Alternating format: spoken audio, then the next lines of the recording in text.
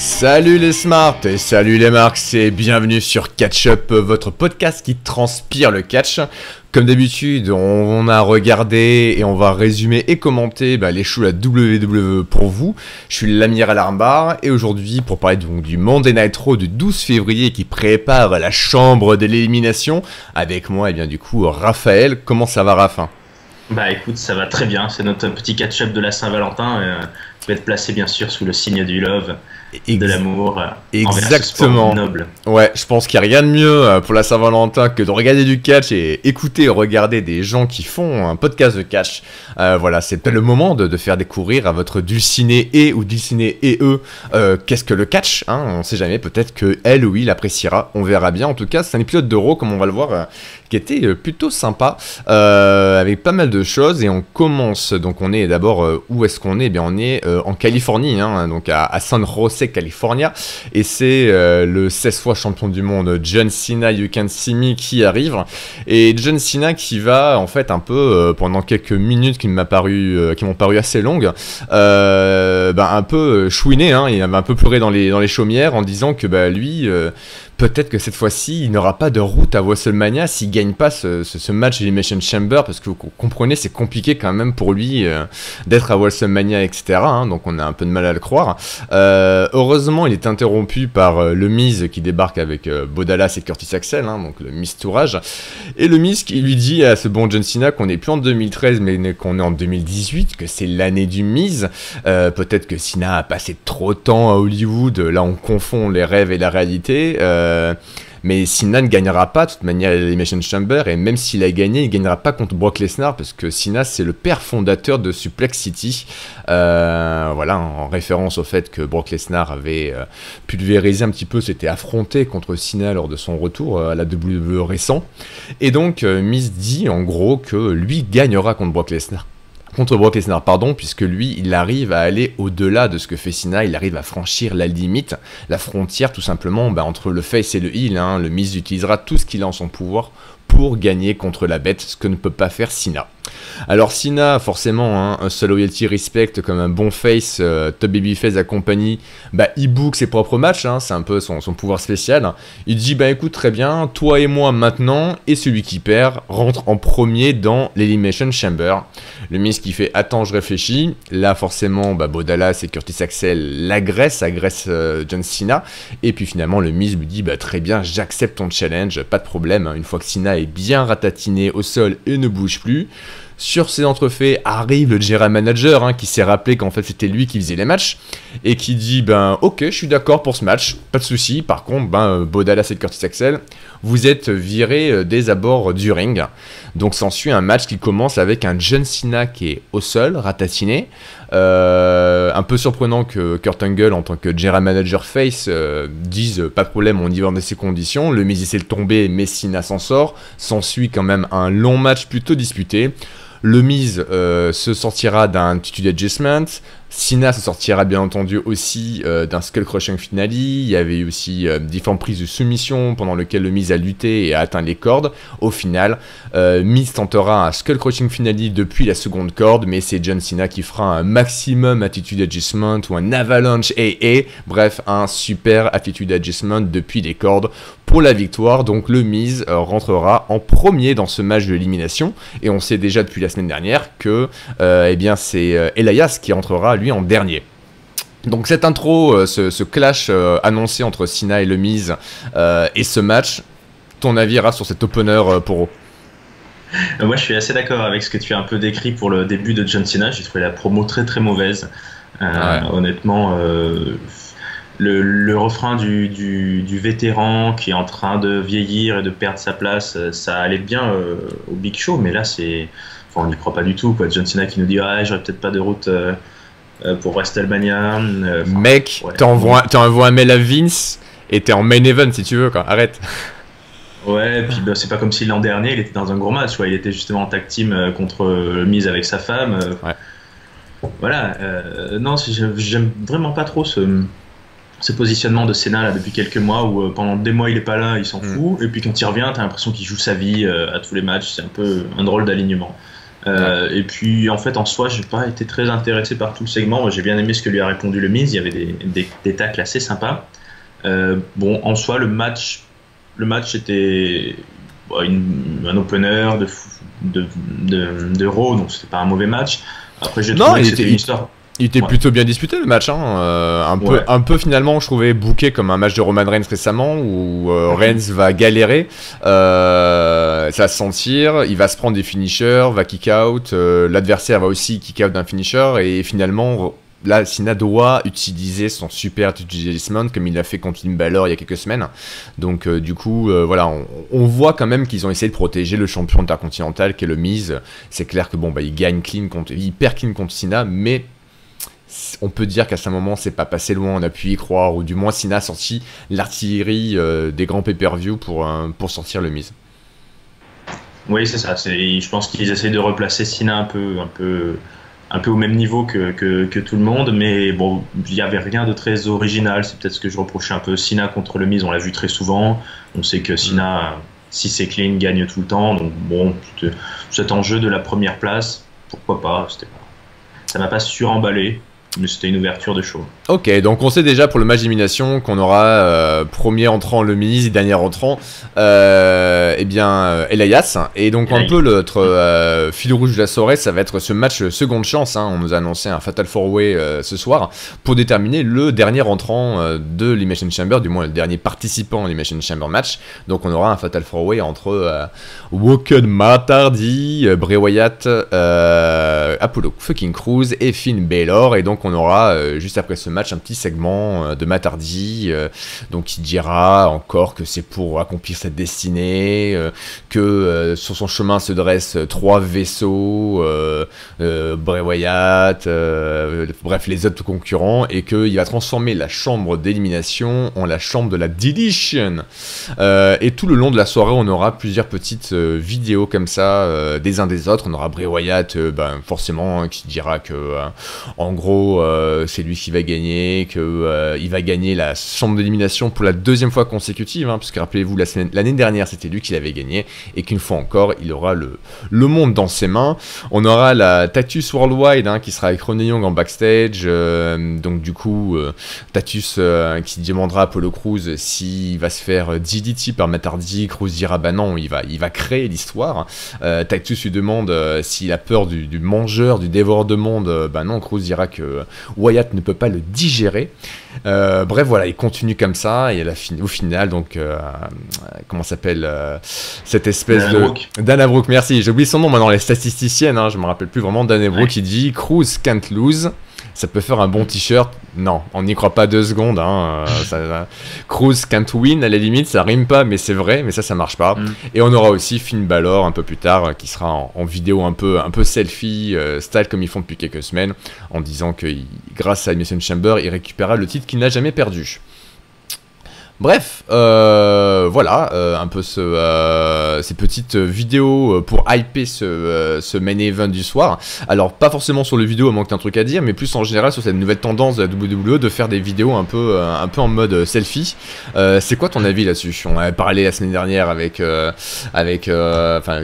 Ringside, Hank, etc. Toi, je crois pas que tu aies donné ta petite piécette sur ce sujet pour ou contre ces vidéos mode selfie. Alors moi j'étais pas là la semaine dernière, en fait j'ai fait une semaine complètement sans catch la semaine dernière puisque j'étais à l'étranger, j'ai même pas vu le catch-up, donc je sais pas ce que vous avez dit, mais moi je suis pas très fan à vrai dire. Bon après j'ai jamais été très fan des petits segments, disons que dans les segments backstage comme ceux qu'on a vu, le segment classique là de Titus Worldwide, des fois souvent ça n'a aucun intérêt, des fois c'est drôle. Là pour le moment j'arrive pas à trouver l'intérêt de ces espèces de vidéos Twitter là. Je trouve que ça casse un peu les kayfabe. En plus, c'est toujours un peu pourri. C'est toujours filmé dans le garage de la salle. Moi, ça me hype pas trop pour les matchs. Je vois pas trop l'intérêt, en fait. Je trouve qu'au contraire, ça dégonfle un peu les enjeux. Ouais. Je sais pas si vous... Ouais, je comprends tout à fait. Bon, ça, chacun après son avis dessus. Moi, je suis pas forcément totalement contre, mais je trouve ça un peu mal maîtrisé. Surtout moi ce qui me dérange c'est les textes quand sur les vidéos, il y a les personnes, les acteurs qui parlent, les catcheurs qui parlent, et en plus ils mettent des espèces d'écrans comme ils font sur le Mix Max Challenge en fait. Et ça, je sais pas, je trouve vraiment que ça fait un peu trop Instagram, Snapchat sur moi, ouais. C'est un peu dommage. Bref, on va avancer, puis on verra bien ce match Fatal 4-Way, qui peut-être ne sera pas un Fatal 4-Way, on verra ça plus tard, on en parlera en fin de podcast. Donc on continue, puisqu'on a backstage les Good Brothers Anderson et Gallows, qui parlent donc au sujet du Revival, avec qui ils sont en petite rivalité depuis quelques semaines, avec donc leur fameux Nerd-O-Meter, leur jauge à nerd. Enfin, on la voit en action, ce truc-là. Donc voilà, en gros que connaître tous les tag teams depuis 1902, ça fait de toi pas des statting spécialistes, mais des gros nerds. Voilà, donc là aussi, c'est un bon exemple de ce que je disais à l'instant. On a leur phrase qui s'affiche en texte sur la vidéo, et je trouve ça un peu cheesy. Bref, on passe de suite à ce match, donc une revanche. Donc on a Gallows Anderson d'un côté versus le Revival, donc un match pas très long, qui débute de toute façon par une tricherie d'entrée des Revival qui vont aller choper le genou de Luke Gallows et la tête de Carl Anderson, alors que les deux membres du Balor Club arrivaient sur le ring. Au final, on a Anderson qui fait un Spinebuster pour un tombé de 2, et ensuite on a Dawson qui blind tag, et le Revival donc fait leur Shatter Machine pour la victoire. Donc victoire des Revival dans cette petite rivalité, même si c'est avec une tricherie bien entendu. Toi, qu'est-ce que t'en penses de ce repackage, cette seconde vie donnée au Revival et donc au duo Gallows-Anderson? Ouais, c'est ce que j'allais dire. J'aime bien cette petite rivalité parce que ça lance bien les Revival là depuis leur retour de blessure. Et je trouve que c'est mon point de vue que ça, au final, c'est plus souvent les Revival qui gagnent que Gallows et Anderson, mais ça les met quand même bien en action, les deux. Les deux anciens du Japon. Je crois que c'est la première fois qu'ils gagnent là, le Revival, puisque au Raw 25 ils avaient perdu. Ils avaient perdu contre Balor et Anderson, je crois, la semaine dernière. Donc ouais, c'est peut-être la première victoire là des Revival sur le Balor Club entre guillemets. Mais bon, on en est qu'au début, je pense. Mais ouais, c'est pas mal. Même si j'aimerais voir un peu plus d'unité, de cohérence et de cohésion au niveau du Balor Club. Là, par exemple, on avait Anderson qui avait sur sa veste un logo Balor Club, mais qui était très difficile à voir, fallait vraiment faire gaffe. Mais bon, dans tous les cas, je trouve que c'est quand même plutôt sympa de donner un peu de temps d'antenne à ces deux équipes qui font des trucs bien dans le ring. Et je sais pas pour toi, mais moi ce soir, j'ai un peu l'impression de redécouvrir Carl Anderson sur le ring. Entre son Spinebuster vraiment très bien exécuté et ses coups de pied le long des cordes à la japonaise très criés, je trouve ça assez cool.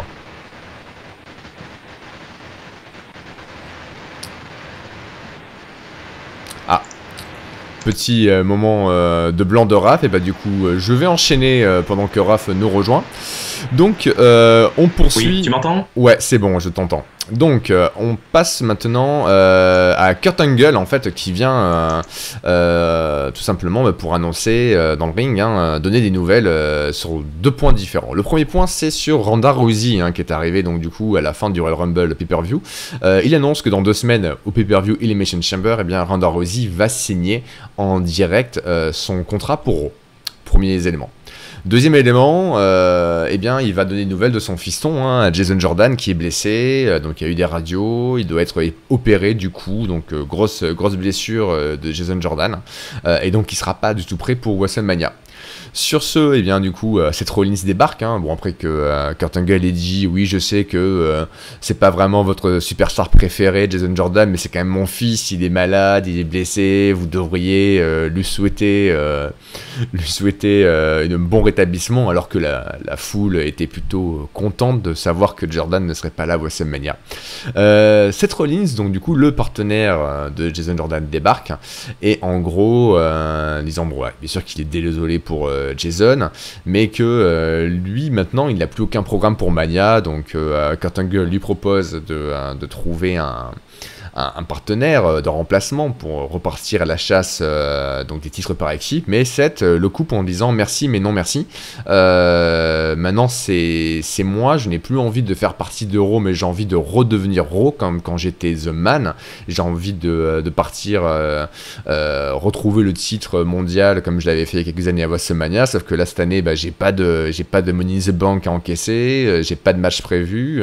Ma seule possibilité c'est de pouvoir rentrer dans la chambre d'élimination, donc forcément le GM dit que ce serait pas juste par rapport aux autres, mais la dernière chose qu'il peut faire c'est demander au public, est-ce que vous public à San Jose, California, vous êtes d'accord pour que Seth Rollins intègre le Fatal 4-Way de ce soir et que ça devienne un Fatal 5-Way? Bien entendu, la population de Californie fait yes, yes, yes, donc ce soir on n'aura pas un match à 4 mais un match contre 5 pour se disputer la dernière place pour l'Elimination Chamber match. Et donc du coup, Raph, cette promo de Seth Rollins qui revient sur la compétition en solo, ça te vend plutôt du rêve ou ça te laisse de marbre? Ah non, ça me plaît bien. Alors désolé pour l'intervention d'avant, je sais pas, Skype a dû un peu laguer, donc mais j'ai entendu ce que tu disais. Donc je suis d'accord avec toi, j'aime bien Karl Anderson qui catch. Et là, je trouve qu'ils ont, alors on sait pas trop au final s'ils ont découvert vraiment la blessure de Jordan maintenant ou si en fait ils ont prévu un peu leur coup sur plusieurs semaines. Mais ouais, non, c'est vachement bien rebondi.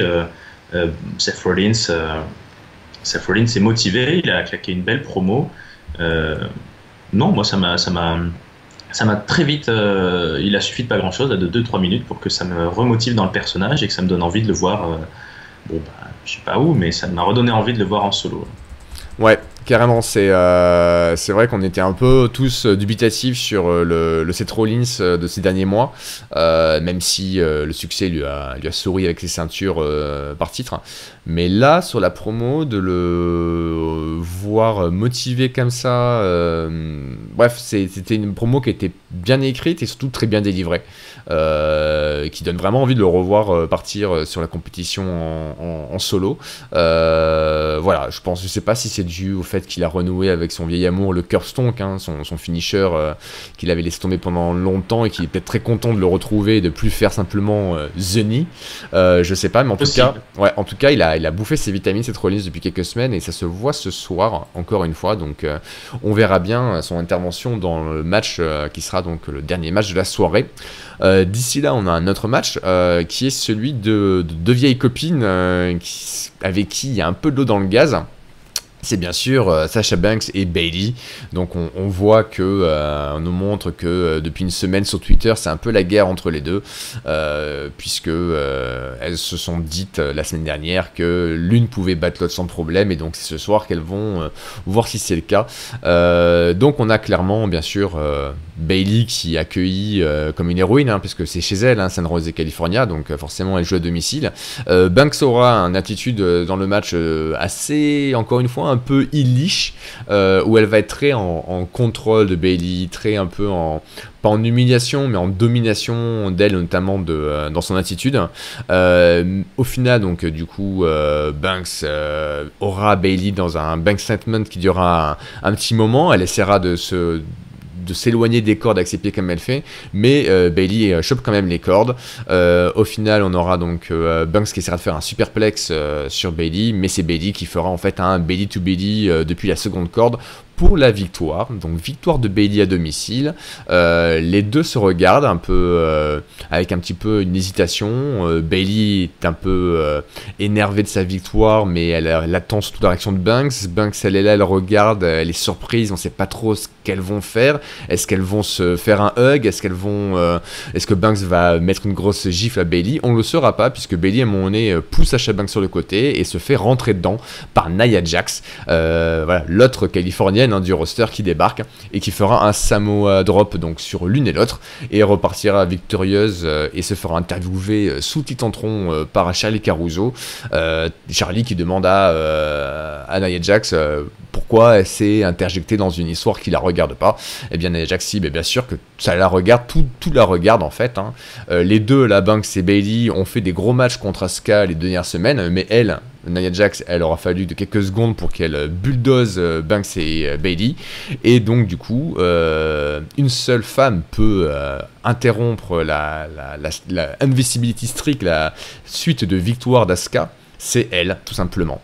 Donc suite à ça, on aura un peu plus tard dans la soirée, je crois, un package vidéo sur la streak d'invisibilité d'Asuka avec des chiffres, le nombre de matchs, etc. C'est d'ailleurs assez impressionnant ce package, hein. Ça fait un peu penser au package du Royal Rumble où une bombarde de chiffres, mais là c'est vraiment sur la suite d'invincibilité d'Asuka pour ceux qui n'auraient pas suivi à NXT. Et c'est vrai que quand on regarde la vidéo, on peut que être convaincu de la terrible compétitrice qui est l'impératrice de demain. Donc voilà, un gros match entre Bayley et Sasha Banks. On continue à construire un petit peu la rivalité sous-jacente entre les deux et le heel turn aux petits oignons de Sasha Banks. Nia Jax qui déboule et qui met tout le monde d'accord. On nous hype un gros match pour l'Elimination Chamber entre Nia Jax et Asuka. Qu'est-ce qui s'est passé au niveau des scénaristes, la division féminine à Raw? Moi, je trouve qu'ils s'en sortent bien. Toi, Raph, est-ce que toi aussi, tu es content des changements des dernières semaines ou tu es toujours mitigé sur nos chères dames de Raw? Non, là, sur la soirée, c'était un très très bon match. Je crois que ça fait longtemps qu'on n'avait pas eu un si bon match féminin là, à Raw ou même en Weekly. Non, je suis plutôt et je trouve que c'est... T'avais vu le Asuka Banks il y a 2 semaines ou pas? Ah si, ouais, ouais, c'est vrai. Qui était, je trouve, personnellement, je trouve qu'il était au-dessus, mais... Ouais, c'est vrai que ces dernières semaines, non, il y a eu pas mal de... non, ce que j'aime vraiment beaucoup, et on va le revoir dans le deuxième segment féminin, c'est qu'ils nous foutent le premier Elimination Chamber féminin de l'histoire, mais c'est hyper naturel. C'est pas du tout surjoué comme ce premier Rumble où on n'arrêtait pas de nous dire vous faites l'histoire. Là, c'est pour la compétition, quoi, et c'est bien. Bon, le seul petit, c'est vraiment chipoté, mais du coup Banks et Bayley, elles ont leur place dans l'Elimination Chamber. Là, elles ont un match un peu sans enjeu, donc on comprend pas trop pourquoi c'est sur ce match-là qu'elles commencent vraiment à se tirer la bourre et à s'en vouloir. Bon, c'est le début, je pense que ça va se décanter justement dans la chambre de l'élimination, mais là c'était un match pour du beurre, mais elles ont bien envoyé du bois. Ouais, c'est ça, c'est vraiment le côté il y a Sasha Banks qui est certaine en fait dans le personnage qu'elle peut battre Bayley sans problème, et Bayley qui lui fait ben non, moi je pense que je peux te battre, et c'est là tout l'origine de cette mini rivalité ou confusion entre les deux amies, les deux copines. Ouais, par contre j'aime décidément pas trop ces interviews au bord du Titantron, là, ça fait tellement, ça fait complètement pas spontané. C'est pas d'où elle sort, Charlie Caruso, mais Nia Jax, on savait même pas qu'elle était là, et hop, elle se fait interviewer en 2 minutes, donc ça fait le truc complètement scénarisé, quoi. Ouais, c'est encore un des débats qu'on avait il y a quelques semaines avec Ringside sur justement ces différents modes d'interview, entre l'interview selfie, l'interview dans le ring, l'interview au bord du Titantron. Moi, ce que j'aime bien, c'est l'interview juste à la gorilla position. Il y avait 2-3 fois ils l'ont fait, quelqu'un avant qu'il rentre dans l'arène à la gorilla position, tu as Renee Young ou Charlie Caruso qui interview. Ils peuvent aussi le faire quand les catcheurs et catcheuses rentrent du ring à la gorilla position, et je trouve que ça donne vraiment un petit côté backstage un peu plus réel, surtout pour des interviews qui sont pas prévues. C'est-à-dire que t'as pas un décor, t'as pas 3 caméramans, mais quand c'est un peu sur l'impromptu, je trouve que c'est un bon endroit pour les faire. En tout cas, voilà, moi je milite pour qu'ils en fassent d'autres de ceux-ci-là. En tous les cas, ouais, les filles étaient bien servies, je trouve, ce soir. On peut parler de la suite de ces dames, hein. Il y a encore un autre segment. Donc effectivement, backstage, on a Alexa Bliss qui est à côté donc de Mickie James, hein, donc puisque Alexa Bliss, souvenez-vous, est venue au secours de Mickie James contre Absolution. Donc Mickie qui justement demande à la championne pourquoi elle l'a sauvée et pourquoi maintenant elle doit faire équipe, en fait, puisqu'il y a un match ce soir, Alexa Bliss et Mickie James contre Mandy Rose et Sonya Deville de The Absolution.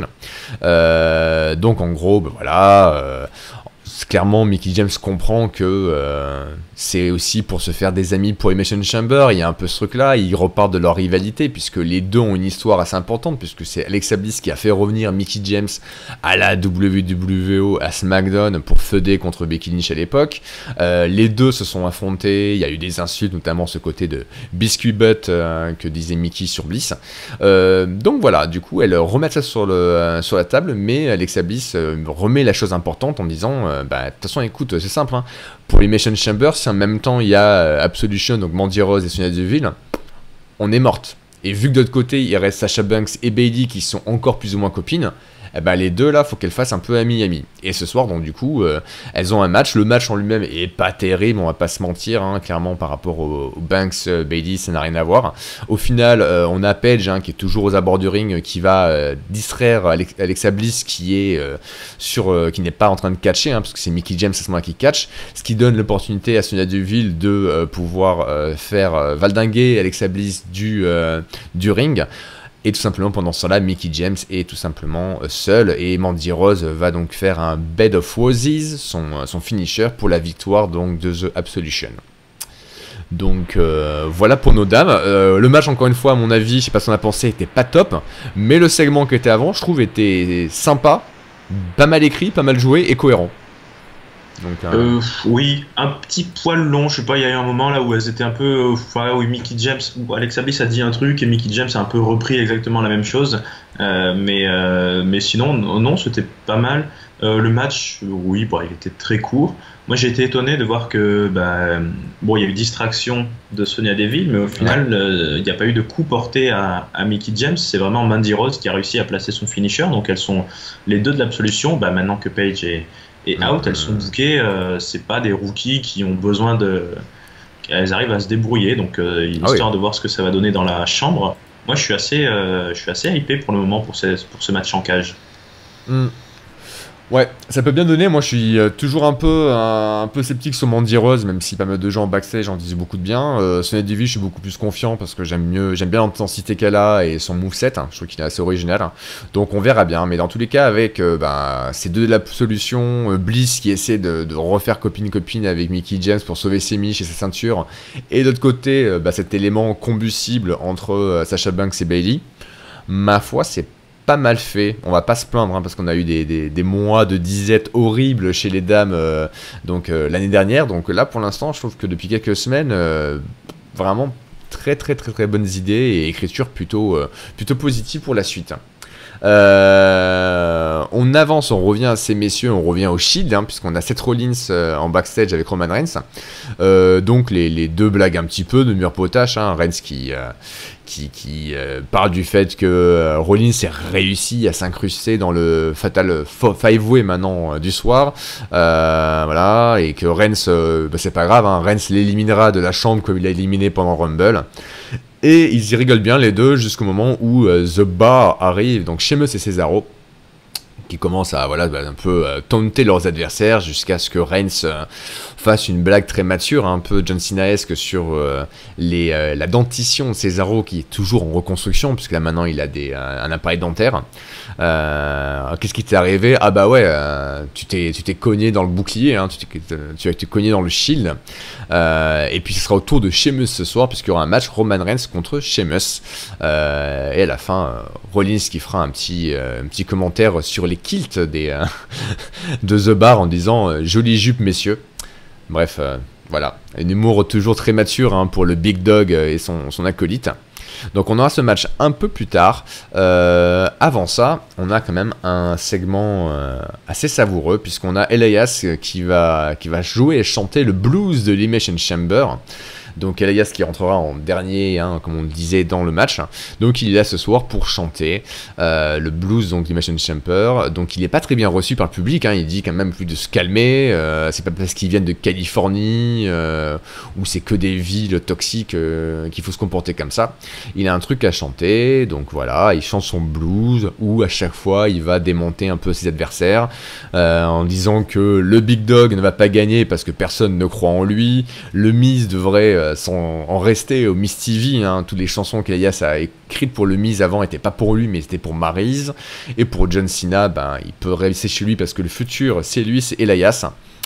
Il commence à chanter à propos de Braun Strowman quand Elias est interrompu par Jojo qui annonce justement Braun Strowman. Et là, il y a un projecteur qui s'illumine donc sur la rampe en dessous Titantron où on voit Braun Strowman sur un tabouret avec une énorme contrebasse dans les mains, parodiant la guitare du coup de Elias mais version XXL, hein, version monstre, et Braun Strowman qui commence à jouer de la contrebasse comme d'une guitare en chantant. Donc il tapote sur les cordes jusqu'à ce qu'elles cassent, il reste plus qu'une seule corde en place. Et voilà, Strowman qui chante que il n'en a pas fini avec Elias, qu'Elias va get these hands. La foule est en feu, tout le monde adore ça. Et il dit que puisqu'il a cassé toutes les cordes, il ne reste plus qu'une seule corde sur cette contrebasse, il ne peut plus en jouer, donc il n'y a plus qu'une seule utilisation potable de cet instrument. Il prend la contrebasse sur ses épaules, va jusqu'au ring, bien sûr Elias essaie de le dissuader, mais au final ça finira, vous en avez deviné, et bien Braun Strowman va éclater la contrebasse sur le dos d'Elias, avec du coup une foule d'arbitres qui viennent aider Elias, qui est complètement KO après ce coup, et un public en folie. Alors est-ce que toi aussi tu marques comme un malade, Raph, avec ce Braun Strowman face, un peu à la Stone Cold, qui fait ce qu'il veut, qui détruit ce qu'il veut?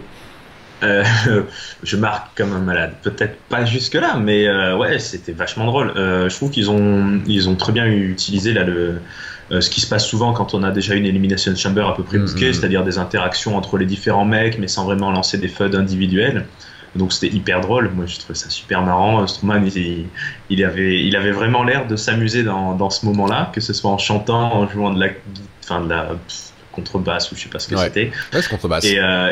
Ouais, c'est de la contrebasse. Et je trouve qu'Elias, c'est vraiment bon dans le fait qu'il peut à la fois être un personnage assez crédible en main event, et il sait être sérieux et méchant, et en même temps là pour jouer la comédie, pour se faire ridiculiser, pour se faire prendre la guitare sur la gueule, il est aussi bon aussi. Donc très bon segment des deux. Et voilà, petite touche avant les Elimination Chamber, donc bon moment. Moi, j'ai bien aimé. Ouais, non, c'est clair que là, il y a Braun Strowman, c'est assez fou de voir à quel point il devient de façon organique super over avec le public de semaine en semaine. Hein. Et vraiment pour ça, je le comparais un petit peu à Stone Cold. C'est que Stone Cold, ce qui a fait que c'est un catcheur qui reste dans la mémoire, c'est que c'est quelqu'un qui faisait des trucs clairement pas cool, pas moralement cool, on va dire, qui agresse des gens, qui casse des trucs, qui enfreint les règles, qui enfreint les lois, etc. Mais il le fait tellement bien, et c'est tellement bien vendu aussi par ceux qui se prennent tout ça, que le public ne peut pas rejeter ses actions comme étant mauvaises, néfastes ou celles d'un heel, et l'embrasse comme si c'était un face, quoi. Et c'est vraiment le côté organique que Strowman est en train de faire, et ça marche bien, et c'est toujours, moi ça me fait toujours rigoler de voir les difficultés qu'ils ont à monter un face corporate tel qu'ils le veulent, Roman Reigns, et d'année en année où ils essaient d'arranger, de polir son image, etc. Alors que en faisant pas grand chose de forcer, justement de manière organique, il y a un face qui est crédible, qui pourrait avoir le titre universel ou le titre de WWE et personne trouvait quelque chose à redire. Braun Strowman, quoi. C'est voilà. Mais ça sera peut-être un peu la rivalité de ces prochaines années, comme The Rock et Steve Austin et tout ça. Mais et puis avec Braun Strowman, ce qu'ils ont comme atout énorme, c'est qu'ils lui font faire des trucs qu'on n'a jamais vus et que personne d'autre fait, que ce soit les histoires du grappin. Là, ils arrivent toujours avec cette contrebasse à trouver des gags très visuels à base de sa taille et tout. Ouais. Donc c'est bien. Je sais pas qui s'occupe de scénariser tout ça, mais c'est vraiment pas mal. Et puis voilà, donc après, on en reparlera dans les semaines à venir. Tous ces mecs-là vont se retrouver sûrement sans programme au lendemain de l'Elimination Chamber. On verra ce que ça nous donnera pour WrestleMania, mais pour le moment c'est rigolo, on savoure. Yep. On savoure comme tu dis. Alors ensuite, est-ce que on a savouré la suite? C'est le match donc Sheamus contre Roman Reigns, donc avec Cesaro bien sûr aux abords du ring. Un match est finalement un peu comme booké, j'ai l'impression, comme l'a été, hein, j'en parlais, le Cena Miz, à savoir que c'est Roman Reigns qui gagne à la fin, clean, avec son spear. Sheamus sera relevé de son du Superman Punch, hein. Donc voilà, c'est encore une fois assez disputé, mais la fin est assez connue. On sait qu'à chaque fois, les adversaires de Roman Reigns se relèveront du Spearman Punch, mais ne se relèveront pas du Spear. Et par contre, Roman Reigns, lui, se relèvera du finisher son adversaire. Donc un match qui était pas mal, hein, encore une fois. Hein, je veux dire, mais j'ai l'impression de revoir là, un peu toutes les semaines, les mêmes matchs de Roman Reigns maintenant, ou la même structure tout du moins. J'ai l'impression que c'est la même que celui de John Cena aussi qu'on a vu. Donc ça fait des matchs qui sont pas mal, mais qui manquent peut-être d'éléments surprises. Est-ce que tu es d'accord avec moi ou pas du tout? Oui, clairement. De toute façon, Roman Reigns, c'est effectivement, on a déjà parlé, le nouveau John Cena. Donc en gros, il gagne, ou alors s'il perd, c'est qu'il vraiment il s'est passé un truc de ouf. C'est un peu dommageable, je trouve, pour l'intrigue, parce que du coup, il a toujours ce côté. Enfin, c'est dommageable, oui et non. C'est-à-dire que d'un côté, il est tellement fort, on se dit ses adversaires pour le battre, il va falloir qu'il trouve un truc, et c'est ce qu'on fait parfois les Kevin Owens ou les Braun Strowman. Mais d'un autre côté, c'est vrai qu'il paraît tellement dominateur que du coup sa victoire n'est plus jamais une surprise, quoi. Donc là, j'aurais bien aimé voir effectivement Cesaro réussir à le distraire un peu et Sheamus qui gagnait sur un coup de. Mais sinon, bon match. Moi, j'ai vraiment bien aimé l'intensité de Sheamus. D'ailleurs, je crois que c'est Michael Cole pendant le match qui a dit que Sheamus était sûrement une des superstars les plus sous-estimées, les plus underrated. Et c'est vrai que. Ben, on le dit souvent, mais ce mec est très très bon et il a tout gagné et pourtant il reste toujours un peu dans ce statut sous les main eventers, sous les légendes. Là, je pense que par contre, ce qui est intéressant, je pense que Jason Jordan est out, Reigns a gagné un match de gala, Seth Rollins part vers le solo aussi. Donc on a clairement tourné une page pour The Bar et maintenant ça va être intéressant de voir. Pour le moment ils n'ont pas de programme pour l'Elimination Chamber. Non. Est-ce que c'est assez? Est-ce que Revival ou Gallows et Anderson sont prêts? Oui, je pense. La suite logique, ça serait ça. Hein, ça serait effectivement d'avoir un first contender qui se décidait entre ces deux-là. Je vois pas d'autres équipes aujourd'hui dans le main roster à Raw qui pourraient se targuer de dire ouais, on a un shot. Il y a qui d'autre? Heath Slater et Rhino, mais je les vois pas du tout dans le truc. Donc là, ça serait logique d'aller au bout de cette rivalité entre le The Bar et Revival, Anderson, Gallows et Revival, et de voir qui ressort du lot pour un match contre The Bar. Ou une triple frite, à voir, je sais pas. En tout cas, ça fait un peu court peut-être pour l'Elimination Chamber qui est dans 2 semaines, donc peut-être que, je sais pas, on verra. Après, il y a aussi le fait que, ça j'ai pas de nouvelles sur la blessure de Sheamus. On a annoncé il y a quelques semaines, mois, que Sheamus était blessé à la nuque ou au cou de façon assez importante.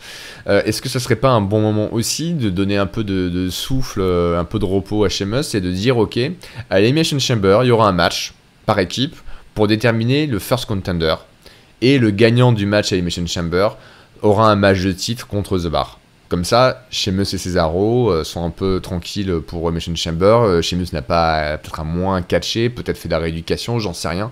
Et dans tous les cas, ça donnerait du temps pour qu'au moins à Mania, on ait un match pour les titres avec un adversaire, une équipe adverse qui soit méritante. Donc on peut faire effectivement à Elimination Chamber un triple threat, Heath Rhino, Revival et Anderson Gallows par exemple. Hein, peut-être d'autres équipes, je sais plus qui y a dans le roster là de mémoire. Tu oublies Titus Worldwide. Et Titus Worldwide par exemple. Worldwide. Hein. Exactement. Mais ça peut le faire. Hein. Ouais, ça peut le faire. Un Fatal 4-Way Elimination Match Tag Team pour le First Contender et un match à Mania. Moi j'achète. Hein. Oui. Ouais, moi aussi. Ça reste un grand mystère cette histoire de Sheamus parce que quand on voit le match qui délivre là contre Reigns, il a pas l'air très protégé le mec. Non, c'est ça. Quand tu vois le spear qui se prend à la fin, le spear, il est stiff, mon dieu. Ouais, c'est ça. À chaque fois, tu te dis mais il faut faire attention. Là, ce que vous faites avec Sheamus, il est vraiment blessé. Alors. Après, je sais pas. A priori, je sais pas. Moi, j'ai pas trop suivi. Il aurait lui-même tweeté ou je sais pas quoi que c'était pas si grave que ça, mais bon, tant mieux. Mais bon, qu'il fasse gaffe quand même. Ça flotte dans l'air. Ouais. On a ensuite un petit package vidéo pour nous annoncer le nouvel entrant au Hall of Fame 2018.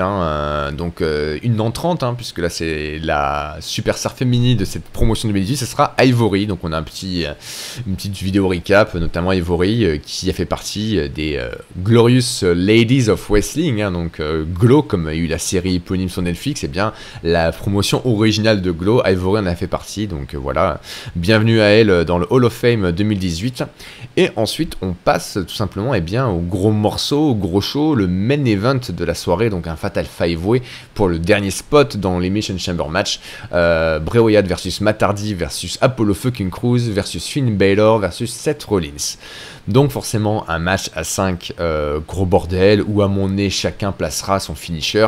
On peut souligner une prestation plutôt pas mal d'Apollo Crews qui aura une séquence où il va enchaîner effectivement des coups assez dynamiques sur ses adversaires, malheureusement toujours pour des comptes de 2 parce que Apollo can't lose, mais il peut pas gagner non plus, ça c'est clair. Hein. Au final, qu'est-ce qu'on a? Eh bien, on a Matt Hardy qui voudra faire un side effect depuis les cordes sur Apollo Crews, justement, mais Bray Wyatt va le choper, va le descendre hors du ring et lui mettre un Sister Abigail. Bray Wyatt qui va revenir au niveau d'Apollo Crews pour faire un superplex, mais il y a Rollins et Balor qui font un powerbomb sur Wyatt pour faire une Tower of Doom tonitruante. Et les deux, Rollins et Balor, gardent en fait une jambe chacun de Bray Wyatt pour le tomber. L'arbitre compte 1, 2, 3, victoire. De qui? Justement on sait pas, puisqu'au moment donné où l'arbitre a tapé 3, et Seth Rollins et Finn Balor étaient en position de pouvoir faire le tomber sur Bray Wyatt. Donc on finit sur les deux qui se regardent avec contest, chacun pensant avoir gagné sur l'autre. Et cette question, qui va être le dernier participant de ce Elimination Chamber match, Finn Balor ou Seth Rollins? Bien entendu, on peut s'imaginer que la semaine prochaine, on aura un match de fou entre les deux, puisque rappelez-vous, c'était le main event de SummerSlam de je sais plus quelle année, pour le premier sacre de cette ceinture universelle que Finn Balor avait gagné. Est-ce que ça sera la même chose? On sait pas. Toi, ton avis sur ce match et sur du coup le pronostic de la semaine prochaine? Qui est-ce que tu aimerais voir dans l'Elimination Chamber match, plus Finn Balor ou plus Seth Rollins? Ah, très bonne question. Sur le main event, moi j'ai mitigé. J'ai bien aimé certains spots. J'ai trouvé, comme tu as dit, qu'à des moments ça faisait vraiment très bordel, c'était pas très lisible. Est-ce que c'est vraiment une inclusion tardive de Seth Rollins qui a un peu compliqué la scénarisation? Je sais pas, c'était un peu cafou. J'ai bien aimé la performance d'Apollo Crews. J'ai trouvé que Matt Hardy et Bray Wyatt ralentissaient un peu le match, c'était pas terrible. Et le finisher, une drôle de décision. Alors c'est rigolo parce qu'on n'a pas ça tous les jours, c'est sûr. Après, je suis toujours un peu circonspect devant ces fins d'Euro où ton ordi t'annonce la fin de l'épisode et puis tu sais pas trop. Il y a personne. Pourtant, Kurt Angle est très prompt en général à prendre le micro. On verra. Il y a quelques rumeurs sur internet comme quoi du coup ils mettent les deux dans la chamber et ça commence par un triple threat et ils sont 7. C'est possible. Techniquement, je sais pas si j'y crois, je sais pas si j'ai envie. Non, j'ai plutôt envie de suivre ton idée. Moi, j'ai envie de les voir la semaine prochaine, Rollins versus Balor. Ça paraît évident qu'ils vont faire un match pour déterminer ça. Ouais. Ou alors, faudrait encore une fois un no contest ou une décision à la con pour qu'ils se disent ok, on les met les deux dans la chambre. Et pourquoi pas les deux dans le même pod? Ça serait drôle. Mais ils rentreraient, ils sont pas très gros. Le seul problème que je vois, c'est que les deux sont sur une dynamique assez positive, un peu pushée, et du coup l'un des deux qui perdrait clean la semaine prochaine, ça serait un peu handicapant. Mais en fait, à tout bien réfléchir, être ou pas dans la chambre, on s'en fout un peu. Enfin, je veux dire, tu vois, on se souvient que Bray Wyatt a gagné l'an dernier. Qui se souvient exactement qui y avait dans cette chambre? C'est ça. Oublie assez vite, quoi. Il y avait John Cena, il y avait Jay Styles, Orton aussi, je crois. Bref, on s'en fout un peu. Non, mais oui. Ouais, voilà, c'est ça. Donc, en fait, on oublie très vite. Si c'est pas le gagnant. Ouais. Bon. Le problème, en fait, pour répondre à la question que je te posais, même pour moi, c'est qu'en fait, au final, on s'en fout, mais on sait que cette personne ne gagnera pas l'Elimination Chamber match. Puisque c'est à peu près couru et sûr que ça soit Roman Reigns qui la gagne. Alors, du coup, on se dit, ok, la personne qui va l'Elimination Chamber match là, entre Balor ou Seth Rollins, dans tous les cas, va se trouver un peu le bec dans l'eau dans Mania, donc du coup, pour Mania. Donc, entre les deux, Balor, Rollins, c'est compliqué, effectivement, d'en choisir un. On a Guillaume sur le chat avec Koala, qu'on salue, Guillaume qui veut Apollo Crews. Non, Apollo Crews, il sera pas dans l'Elimination Chamber match, ça, c'est une certitude. Pour le momentum, moi, j'ai quand même envie que ça soit Finn Balor qui gagne. et qui aille dans la Elimination Chamber match, soit Seth Rollins qui gagne, mais encore une fois qu'on emphase sur la réalisation du match sur Finn Balor qui a perdu comme ils ont fait après son match contre Cena et contre je ne sais plus qui d'ailleurs il y a quelques semaines. On avait ça, Finn Balor qui est là et qu'on continue à paver un peu le moment où il dit ok, ça suffit les gars, ça fait chier, Balor Club c'est pour de vrai. Et on retrouve un peu le Prince Devitt du Bullet Club original et qu'on aille plus en avant sur le heel turn de Balor. Mais je sais pas. C'est compliqué. Bah, effectivement, tu as soulevé le problème. Alors, on va pas dire que les dés sont jetés, mais c'est vrai qu'avec un Brock Lesnar à aller chercher en haut de la montagne, ça fait un peu chier tout le monde, mais on sent venir le coup gros comme une maison de Roman Reigns. Donc, effectivement, du coup, est-ce que... Le problème, c'est que après, très souvent, les mecs qui sont dans la chambre, il va y avoir des feuds qui vont se créer pour Mania. N'oublions pas qu'il y a le Miz dans la chambre.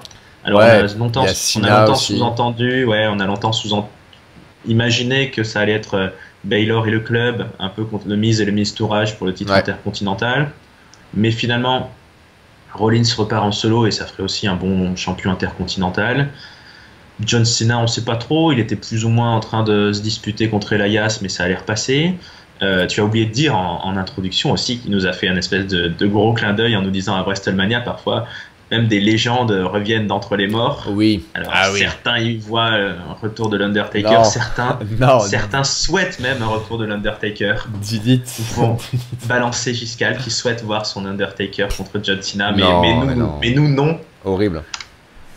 Donc je me demandais si finalement le meilleur match contre Cena, ça serait pas un petit Cena Braun Strowman et puis Braun Strowman qui gagne histoire de bien installer le monstre et puis Cena il a plus rien à gagner donc.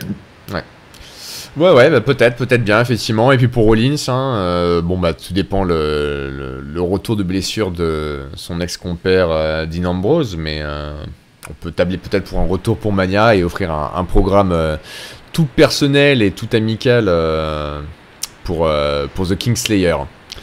Donc, c'est vrai. Ouais. Donc c'est sur cet inconnu qui a gagné, qui sera dans la chambre d'élimination que ce Monday Night Raw se termine. Donc il est temps du mot de la fin. Donc tu connais la chanson, mon cher Raph. Un top, un flop et une note. Alors, c'était un bel épisode de Raw. Mon top, je vais le donner au match des filles. Il y a Bayley et Sasha Banks que j'ai vraiment bien aimé. Mon flop, c'est la promo d'entrée de John Cena. Discours, ça m'a rappelé l'époque où il disait qu'il se battait pour être champion contre l'autorité parce que l'autorité voulait pas de lui. Enfin, c'est le poster boy depuis des années qui nous fasse pas croire qu'il doit gagner l'Elimination Chamber pour avoir un match à WrestleMania. Donc, ça m'a pas trop plu. Je trouvais ça un peu nous prendre pour des cons. Mais c'était un bon Raw par ailleurs, donc je vais dire 3,5 sur 5. Ok, 3,5 sur 5. Voilà. Moi, mon top, ça va être la promo de Seth Rollins. Je suis content de voir Seth Rollins comme ça, un peu re-hypé, convaincu de ce qu'il dit. On sent qu'il en veut et je préfère voir ce personnage comme ça que un peu dans flottement comme ces dernières semaines, derniers mois. Mon flop, ça va être la promo backstage de Titus Worldwide. C'était franchement poussif, c'était pas bien écrit, tout ça pour arriver à une espèce de rime à la con, Cruz can't lose, excuse-moi quoi, mais quand tu loses tous les matchs depuis toi monté au main roster, tu peux pas sortir un truc comme ça et rester crédible, c'est pas possible quoi. À ce niveau-là, c'est du déni de la réalité, moi je ne cautionne pas ça. Et en note, je serais un peu moins je dirais que toi, je serais sur un 3, mais voilà, un 3 parce que 3 matchs quand même sympas, ce John Cena Miz, Bayley Sasha Banks et le Reigns Sheamus, quelques segments rigolos, d'autres un peu passables, donc voilà, un bon petit 3, en tout cas, je salue encore une fois là, les écritures pour l'Elimination Chamber, il nous reste encore un Raw, si je dis pas de bêtises, au moins, pour finir de booker tout ça, ça peut être pas mal encore une fois, donc on verra bien. À côté de ça, on a donc Guillaume qui parle sur Elimination Chamber, qui dit qu'effectivement être dans la chambre d'élimination c'est plus une photo de la place dans le roster qu'une promesse d'avenir s'il y a victoire, ça c'est clair. Nous sommes bien d'accord. Du coup, c'est fini pour ce catch-up. Donc, vous allez nous retrouver pour le supplément SmackDown dès demain ou vendredi. Donc, restez connectés. Dimanche, il y aura le NXT tout seul. Donc, sur YouTube, vous nous retrouvez. Et bien sûr, si vous avez regardé cette vidéo, vous la regardez, bah, laissez un pouce. Abonnez-vous à la chaîne. Cliquez sur la petite cloche pour pouvoir recevoir une notification et laisser un commentaire. Ça vous prend que 2 minutes. Et nous, ça nous fait plaisir et ça nous aide. On vous en remercie. Pour l'audio, c'est sur iTunes et PodCloud. Hein. Là aussi, vous pouvez tout simplement nous recommander ou dire que vous kiffez Catch Up. Sur les réseaux sociaux, Facebook et Twitter, donc c'est Catch Up CDC. Vous pouvez être sur notre Twitter, nous suivre, sur notre page Facebook pour savoir exactement tout ce qui se passe dans le catch et sur Catch Up. Nous, on vous remercie énormément. Raph, un plaisir de t'avoir eu pour cette review. Mais comme d'habitude, un plaisir de t'avoir écouté et d'avoir partagé cette analyse avec toi. Et effectivement, tu as bien raison. Aidez-nous en ce jour si lié à l'amour, à diffuser l'amour du catch et notre amour pour ce noble sport. Hein. Même Roman Reigns, on l'aime bien un petit peu au fond. Hein. Même Apollo Crews, on l'aime bien un petit peu au fond. C'est sur ces belles paroles pleines de positivisme et de guimauve qu'on vous dit à tous au revoir. Encore merci d'avoir été là. Et passez une excellente semaine pleine de catch. Salut. Ciao.